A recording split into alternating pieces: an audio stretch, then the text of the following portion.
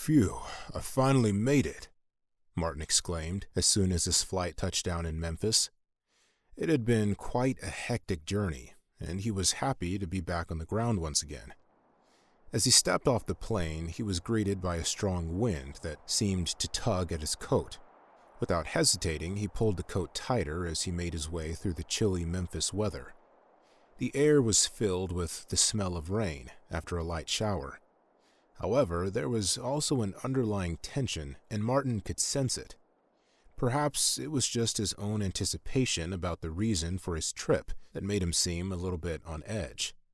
He'd been in this situation before, but he had never grown so complacent as to be able to rest and relax. It just wasn't his nature, and besides, there was too much work to be done. His mission this time around was to come to the aid of the sanitation workers. He had come to help the people who had made their living by collecting the city's refuse, who, from their perspective, were also treated like they themselves were disposable, like they were unimportant. Reverend James Lawson approached Martin in his room at the Lorraine Motel. The Reverend was concerned about the rising tensions in the city and whether those tensions could be quelled. He began to doubt that they could reach a constructive conclusion on the matter. "Martin," he began, "as you can see, tensions are quite high, and with the way things are going now, I don't expect the city's leadership to yield to your protest.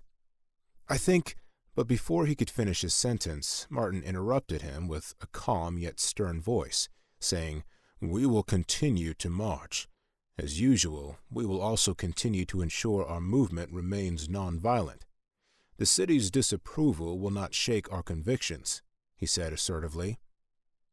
Given Martin's resolute response, James nodded his head to signify agreement.